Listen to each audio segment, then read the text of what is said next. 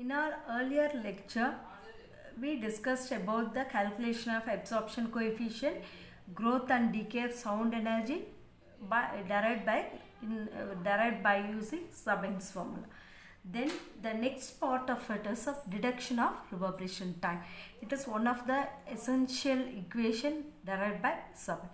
Then usually reverberation time is denoted by a letter capital T.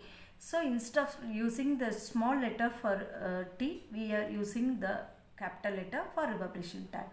And by the definition of Sabin's formula for reverberation time, E is equal to Em by 10 power 6 we know. And by using this equation we know.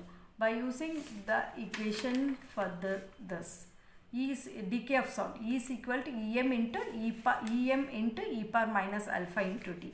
In that equation, instead of E we substitute.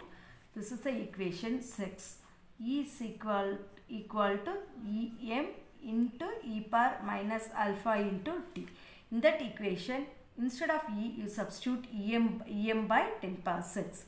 And also, here Em is there and e power minus alpha into T. Em get cancelled. So, instead of small t, we have to substitute capital T. So, e power minus alpha into T is equal to 10 power 6, you bring it up means it is of 10 power minus 6.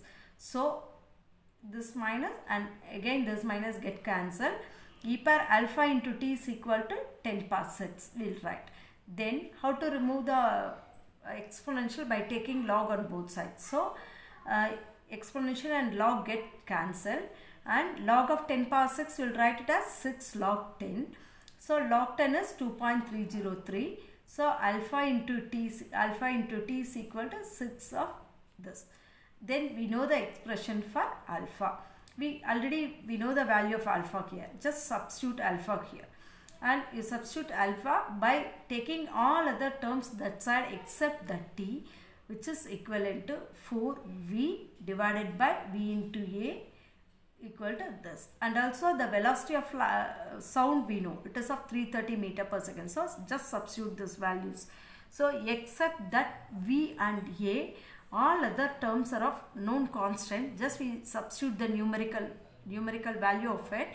And finally, we arrive an expression. When you simplify this, we will get the value of 0.165 V divided by A. So, this is an absorption coefficient. This we may write it as summation of A into S. And this is reverberation time. So, the final expression for the reverberation time is T is equal to 0.165 V divided by summation of A into S, or instead of that we will put capital A. This is a reverberation equation of reverberation time calculated by Sabin. This is in good agreement with that of all experimental values given by Sabin.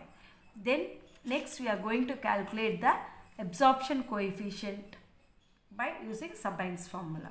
So, we know alpha is the absorption coefficient.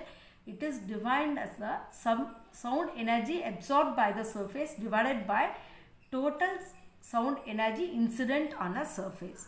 So, without having absorbing material, the Sabin's formula for reverberation time is, let us take T1 is the reverberation time. Without absorbing material, reverberation time is taken as T1. So, just we have an expression for it. We know just now we have derived, and from which we will write 1 by T1. Just reciprocate and write. And with the absorbing material, this is general plus if you have any absorbing material for which absorption coefficient is A1 into S1. So, we will write it, and from which we will write 1 by T2. And subtracting these 1 by T2 minus 1 by T1 means all other terms get cancelled except this A1 and T1. Just subtracting and rearranging it will get this value. And just have this A1 alone on one side and keep all other terms on other side. That is, you bring 0.16 into V this side and S1 you bring it here. So, this is the expression we got. So, A1 is equal to 0.167 V divided by S1 into 1 by T2 minus 1 by T1.